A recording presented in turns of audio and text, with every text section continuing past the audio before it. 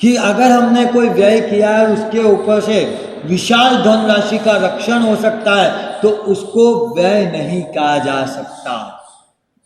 और इसके ऊपर हमने बात करी थी, आप संसार में जो जो पाते हो उसके लिए आपको क्या क्या चुकाना पड़ता है। आपने इसका ऑब्जर्वेशन किया है, निरीक्षण किया है कि मुझे संसार के अंदर कुछ भी पाना हो उसके पीछे मैंने क्या कीमत चुकाई है, इसका अगर मैं अवलोकन कर लूं तो क्या हो।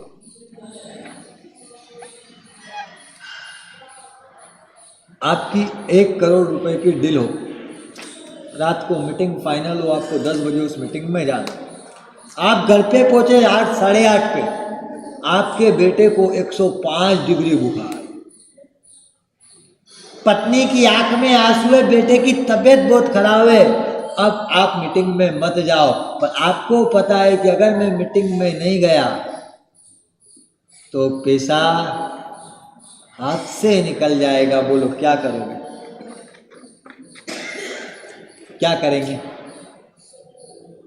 पत्नी के आंख के आंसू एक तरफ, बेटे की अस्वस्थता एक तरफ, बेटा उस बुखार के मारे तड़फड़ा रहा है, वो तड़प भी आपको नहीं दिखती, पत्नी की आंख के आंसू भी नहीं दिखते, और आप काय के लिए चले जाते हो?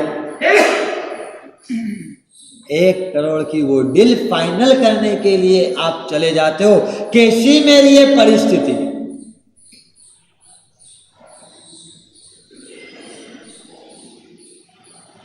हमने क्या पाया है आज तक, और पाने के लिए उसके पीछे आपने क्या क्या कीमत चुकाई है, इसका कभी आपने ऑब्जर्वेशन किया है? इसका कभी आपने अवलोकन किया है? इसका आपने कभी निरीक्षण किया है?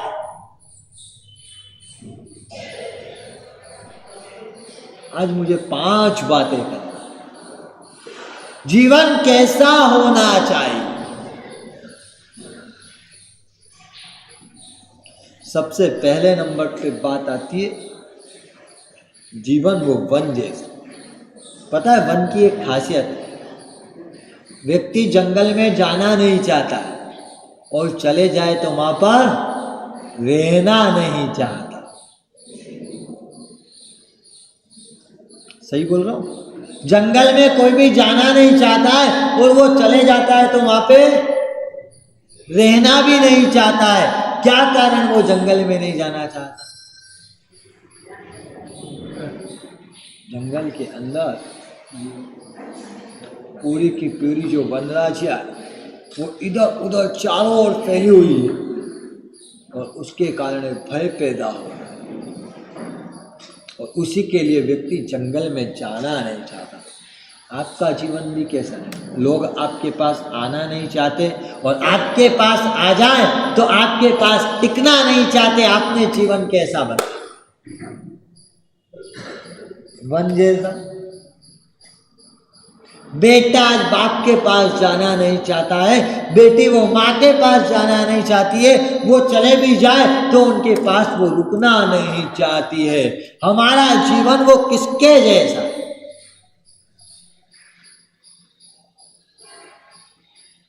इस वन जैसे जीवन को लेकर करके चलेंगे तो हम कहां पर पहुंचेंगे? सोचा है आपने? इसके ऊपर चिंतन किया है, मंथन किया है? मेरा जीवन में किसके जैसा जी रहा हूं? मुझे एक घटनाक्रम याद आ रहा है। हम लोगों का 2015 की साल के अंदर चातुर्मास तारक गुरुदेव श्री के साथ चेन्नई के अंदर उसी सावकारपेट के अंदर एक परिवार रहता था। कितने लोगों का परिवार था? घर के अंदर 26 मेंबर साथ में रहते थे। कितने मेंबर्स? 26 मेंबर। 5 भाइयों का परिवार था, और पूरा का पूरा माता पिता के साथ में 5 भाई, 5 भाइयों की 5 वाइफ, माता पिता, उनके बच्चे, टोटल मिला कर करके कितनी संख्या थी? 26 जनों का वो परिवार था, और वो परिवार पूरा का पूरा साथ में रहता था। साहिब के साथ उस घर पर पगले करने का जाने।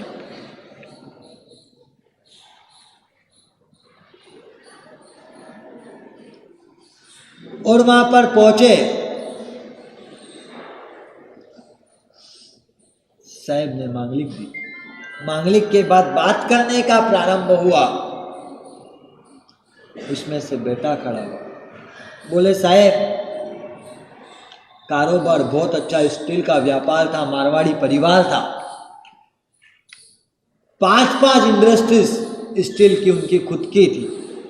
वो पूरे की पूरी बात बता रहे, साहब इतनी इंडस्ट्री बनाई पर आज तक कभी भी मैंने कोई भी इंडस्ट्रीज का प्रारंभ करने के लिए कभी मुहूर्त नहीं देखा। क्या बोला? मुहूर्त नहीं देखा साहब। मेरे पास मेरी माँ वही मेरे लिए तीर्थ है, और माँ के मुख से जो समय निकल जाए वही मेरे लिए मुहूर्त है। क्या वाक्य बोला? मेरे लिए मेरी माँ वो तीर्थ है, और उनके मुख से जो शब्द निकल जाए वही मेरे लिए तीर्थ है। साहब जब भी फैक्ट्री का नया मुहूर्त करना होता है तब माँ के पास जाता हूँ और पूछता हूँ, माँ ये महीना चल रहा है, अभी कौन सा महीना चल रहा है? हाँ,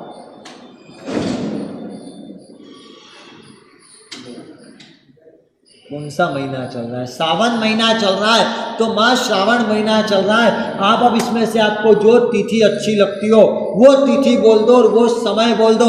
माँ के पास जाकर के महीना बताता, माँ ये महीना है और कुछ काम शुरू करना है, आपको जो अच्छा लगता हो वो बोल दो, और माँ के मुंह से जो तिथि निकल जाए उस तिथि पे, और माँ जो समय बोल देती उस समय पर जाकर करके मैं उस फैक्ट्री में माँ को ले जाता, और वो जो नई मशीन चालू करना हो तो उस पर माँ का हाथ रखवाता साहब, और उसके बाद वो मशीन चालू कर देता।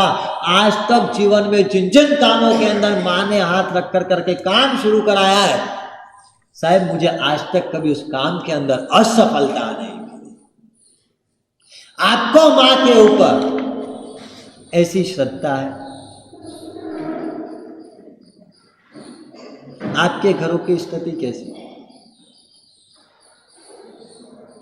एक घर के अंदर 5 भाई, 5 भाइयों की 5 पत्नियां, उनके बच्चे, माता पिता सब साथ में, क्या उस घर का वातावरण होगा?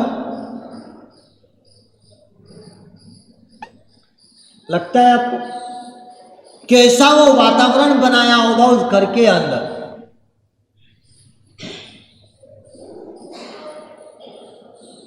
आगे जब साहब बैठे थे परिवार के साथ, परिवार के 26 लोग थे, उसके बाद उन 26 में से जब बोलना शुरू किया, पिता ने एक वाक्य का, साहब हमारे घर के अंदर 26 सदस्य हैं, पर इन 26 सदस्य का घर के बाहर एक भी फ्रेंड नहीं। क्या बोले? समझ में आ रहा है आपको? 26 सदस्य हैं, उन 26 का घर के बाहर क्या नहीं है? एक भी फ्रेंड नहीं हो। चाहिए वाक्य बोला, शब्द। आपके पास क्या स्थिति है? और उसका जवाब साहिब ने उस घर की बहुओं को देख करते हुए देखा, तुम्हारे पास कोई फ्रेंड नहीं है, समय कैसे निकलता है? और तब उन बहुओं ने कहा, साहब हम 5 को बातों करने से फुर्सत नहीं मिलती तो नया दोस्त हम कहां पर बनाए? आपके पास घर के अंदर की स्थिति कैसी?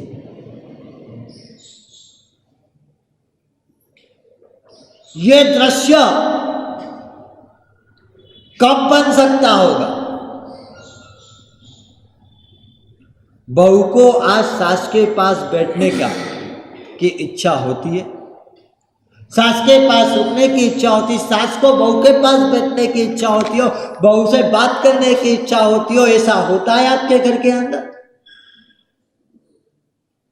अगर नहीं होता तो समझ लेना आपका घर वो क्या है? वन है। आपका घर वो घर नहीं है, आपका घर वो वन है। जहां पर बैठने की इच्छा ना हो, जहां पर रुकने की इच्छा ना हो, वो घर हो ही नहीं सकता। हम घर को क्या बना कर करके बैठे?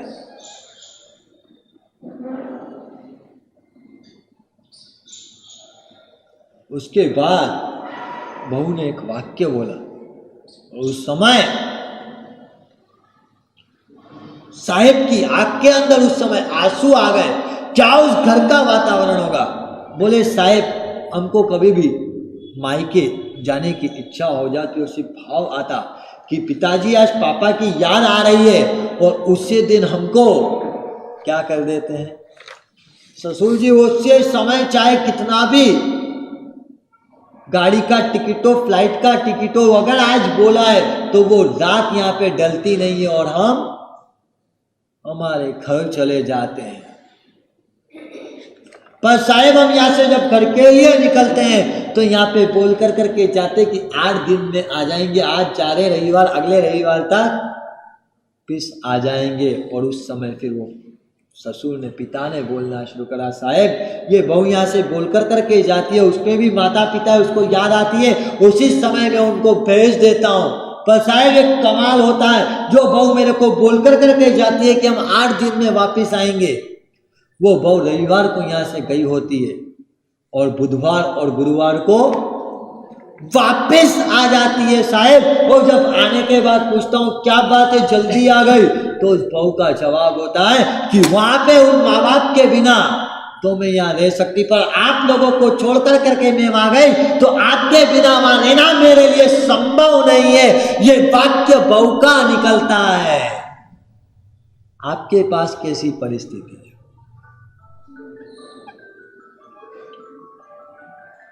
ये वाक्य कब निकल सकता है? उस घर के अंदर आपस में क्या वात्सल्यवान 5 भाइयों को बिजनेस के कभी कोई इश्यू नहीं लड़ते होंगे? उन बहुओं के अंदर देरानी जेठानी के विवाद नहीं होते होंगे? सारी चीजें होती थी, उनके घर का सिंपल सा सिस्टम था। सुबह उठते थे तो देरानी देरानी के रोल में चली जाती थी, जेठानी जेठानी के रोल में चली जाती थी। पर जैसे शाम को 6 बजती और किचन बंद होता, उसके बाद कोई देरानी नहीं, कोई जेठानी नहीं, सबके सब सखी बन जाते। भाइयों के अंदर भी बिजनेस के अंदर गए तब बड़ा भाई बड़े भाई का रोल निभाएगा, छोटा भाई छोटे भाई का रोल निभाएगा। पर जब बिजनेस के ऑफिस से बाहर निकले उसके बाद कोई बड़ा नहीं, कोई छोटा नहीं, 5 भाई दोस्त बन जाते।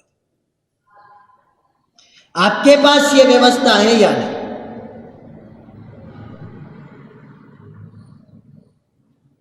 आपका जीवन किसके जैसा चल रहा है?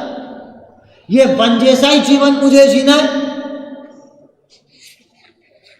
कि इससे आगे भी बढ़ना है? मेरे जीवन का लक्ष्य क्या वन जैसा ही रखना है? मुझे लाइफ टाइम मुझे इसी तरह से जीवन जी कर करके खत्म करना है? सोचा, इसके ऊपर चिंतन किया है? हम किसके जैसा जीवन जीना चाह रहे हैं? वन के अंदर कोई जाना नहीं चाहता, चले जाए तो वन में रुकना नहीं चाहता। आप किसी भी क्षेत्र के अंदर जाते हो, चाहे वो आपका परिवार हो, चाहे वो आपकी बिजनेस लाइफ हो, चाहे वो आपके आर्थिक प्रोग्राम्स हो, आपके पास व्यक्ति आना चाहता है, आपके पास व्यक्ति रुकना चाहता है या नहीं? अगर नहीं तो समझ लेना आप वन का ही जीवन जी। मैंने इस वन के जीवन में से दृश्य हटाया कि नहीं?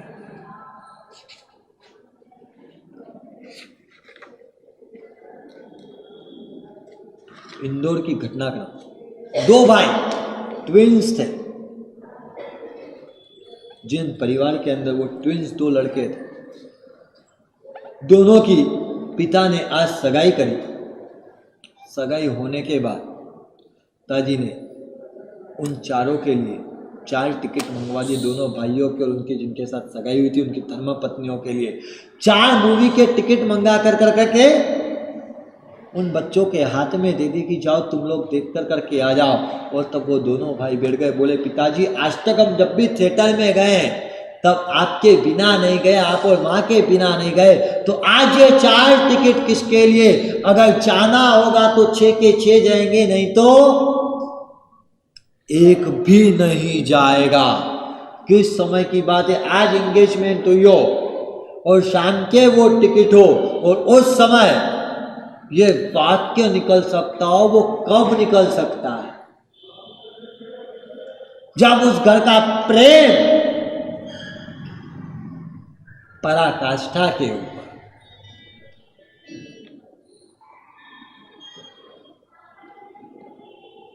हमें जंगल वाले जीवन में से बाहर आना है। मुझे मेरा जीवन वन जैसा तो नहीं बनाना है। आप बोलो, इतना भी संकल्प किया कि नहीं? सबसे पहले आता है उपवन वन जैसा, उसके बाद दूसरे नंबर पे आता है उपवन जैसा। उपवन का मतलब क्या होता है पता है? वन में से उपवन कब बनता है? वन में से उपवन बनाने का अगर कोई काम करता हो तो वो कैंची करती है। कैंची का काम क्या होता है? हाँ, कैंची माली के हाथ में होती है और माली उस कैंची से सिर्फ काटते चलता है। आपने आपके जीवन को काटने के लिए किसी मालिक के हाथ में कैंची दी है कि नहीं, कि साहब मेरे जीवन को काटते चलो।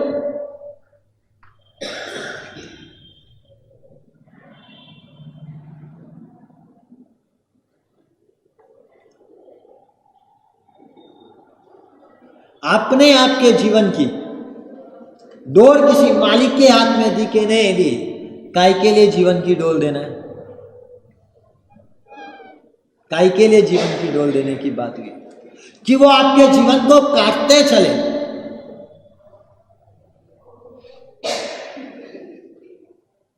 आज से 15 साल पहले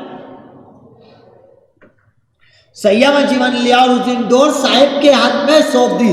साहिब के हाथ में सौंप दी, साहिब ये जीवन अब आपके पास है, आपको जो करना है वो करो। और परिणाम क्या आया? उन्होंने उस जीवन के ऊपर दबाते चले, काटते चले और उस जीवन को एक आकार दे दिया। लगता है आपको? आपने आपके जीवन में किसी मालिक को बनाया कि नहीं? चाहे वो पिता हो सकता है, चाहे वो माँ हो सकती है, चाहे वो बड़ा भाई हो सकता है। आपने किसी के हाथ में कैंची लेकर करके मालिक को आपके जीवन पे बिठाया कि नहीं बिठाया, जो आपके जीवन को काटता चले और उपवन बना जाए।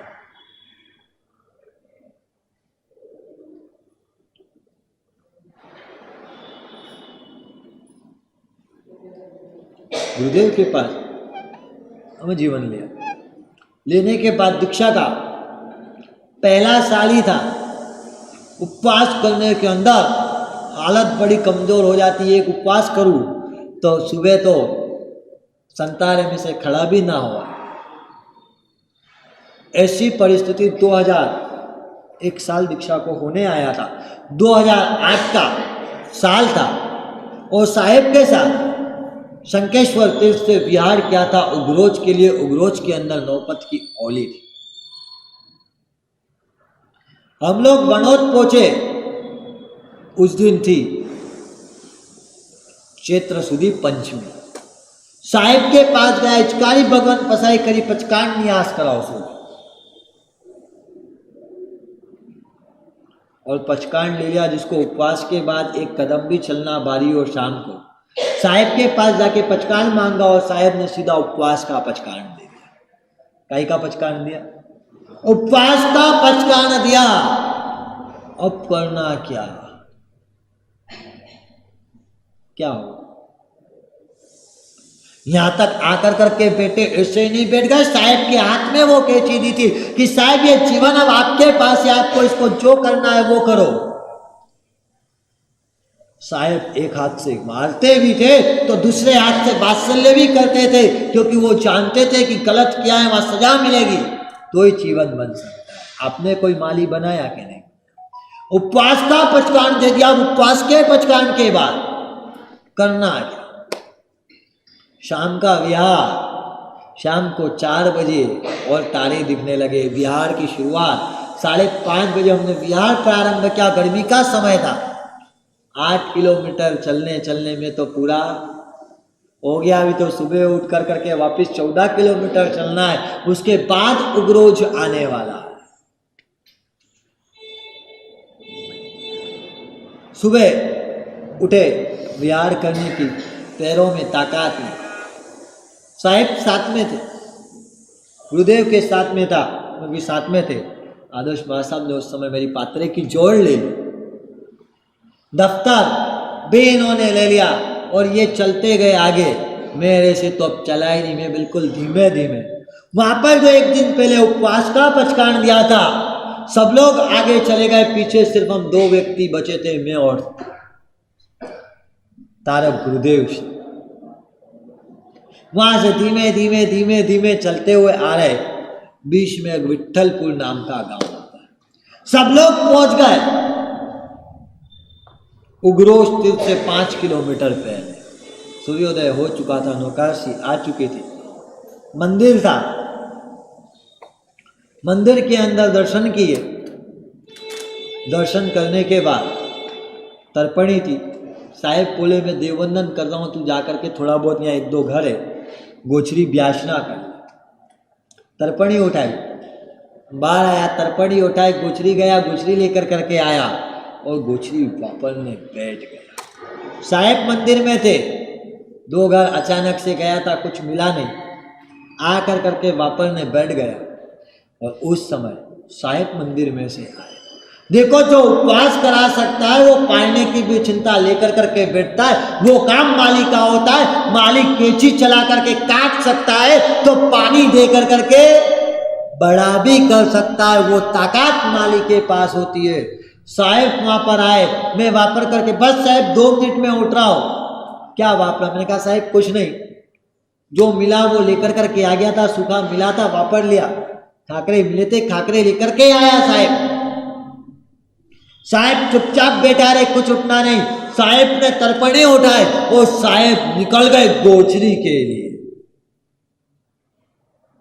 लगता है आपको जीवन में माली होता है तो वो उपवन के अंदर आप जाते हो तो आपका मन क्या करता है? वहां पे वहां जाने की इच्छा होती है, वहां रुकने की इच्छा होती है, वहां बैठने की इच्छा होती है। ये कार्य उपवन का होता है। अपने आप के जीवन को उपवन जैसा बनाया कि नहीं? और उपवन तभी बनता है जब माली हो और माली के हाथ में कैची हो। और उस समय साहेब वो गोचरी लेने के लिए निकल जाते हैं और गोचरी लेकर कर करके आते हैं। और क्या उनके हाथ में लब्धि होगी? जहां मैं उन घरों में जाकर करके आया तो कुछ नहीं मिला, और जहां साहेब गए तो हर चीज उपस्थित। लगता है आपके पास ऐसा कोई माली है कि नहीं जिसने कह दिया उसके बाद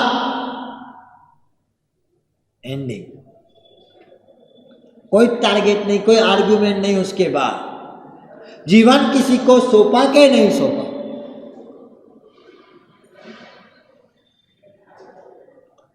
प्रभु के निर्माण के बाद आज तक ये श्रवण संस्था लगातार निरंतर चली आ रही है। उसका कारण है कि इस मार्ग पे जो भी चलता है वो अपना जीवन मालिक के हाथ में सौंप देता है।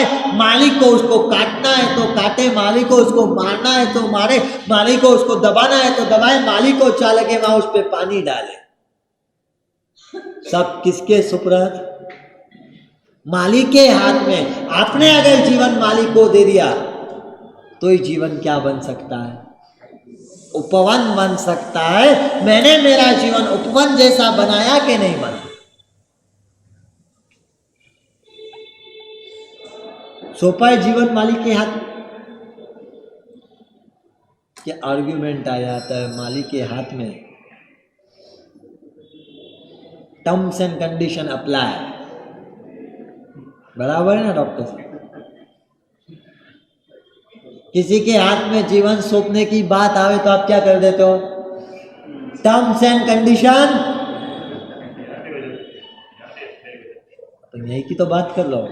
बोले साहब बाकी जहाँ पे भी जीवन टर्म्स एंड कंडीशन के साथ अप्लाई कर देते हैं, अगर वैसे दोगे तो कभी भी उपवन नहीं बन सकता है। क्योंकि उपवन करने के लिए तो क्या होता है? वो मालिक के हाथ में कैंची होती है। मालिक को लगा कि ये पेड़ इधर से गलत बढ़ा है तो वो जा करके उस पेड़ से पूछता है या सिर्फ कैंची चला देता है। आपसे पूछने बैठे उसको हाथ में अगर आप माली बना करके बैठो तो वो फिर कभी भी शेप नहीं दे सकता है, वो कभी भी उसको वन से उपवन नहीं बना सकता है। उपवन को बनाना है तो मुझे माली को जीवन सौंपना पड़ेगा और मालिक की हाथ में कैची दे देना पड़ेगी, जितनी कैची चलाना है उतनी ही चलाओ।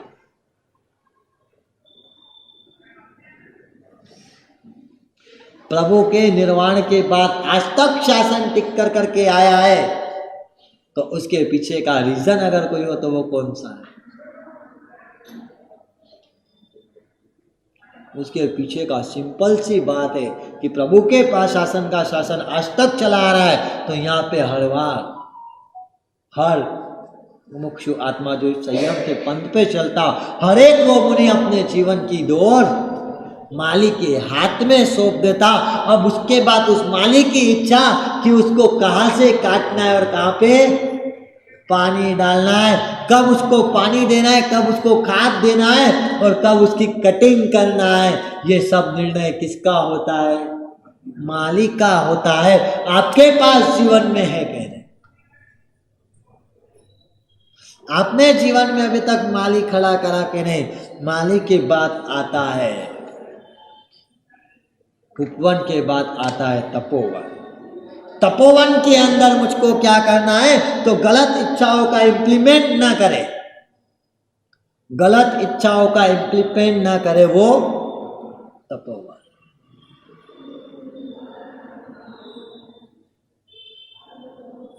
लगता है आपने इस तपोवन को लगाया, गलत इच्छाओं को कंट्रोल में कर ले, वो तपोवन।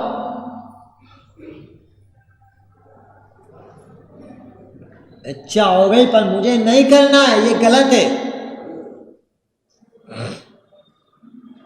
तपोवन से भी आगे बढ़ो। तो उसके बाद आता है शांतिवन। क्या है Shantivan? Peaceful life, no aggressive mind.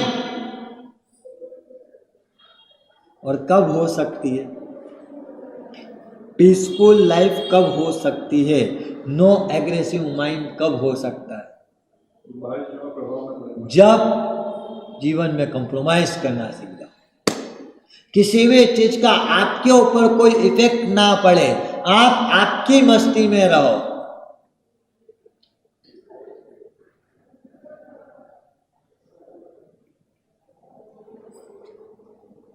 वो मेरे लिए क्या सोचता है वो उसका विषय है, मैं तो मेरी मस्ती में मस्त हूं, ये लक्ष्य लेकर करके आप जीते हो क्या?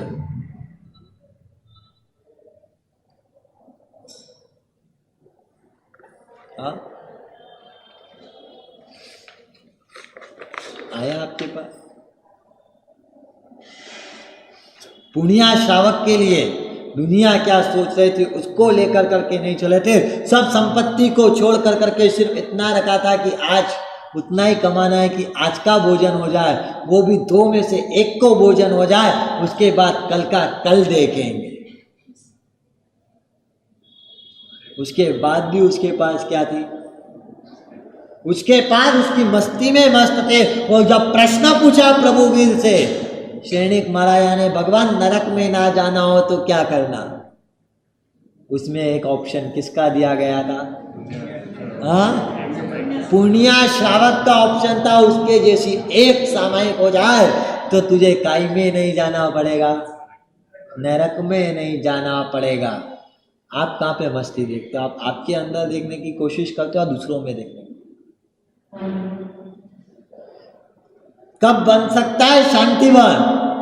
जब हम स्वयं के अंदर ही मस्त बन जाए। सही बताना, हम स्वयं को देखते कि पड़ोसी को देखते?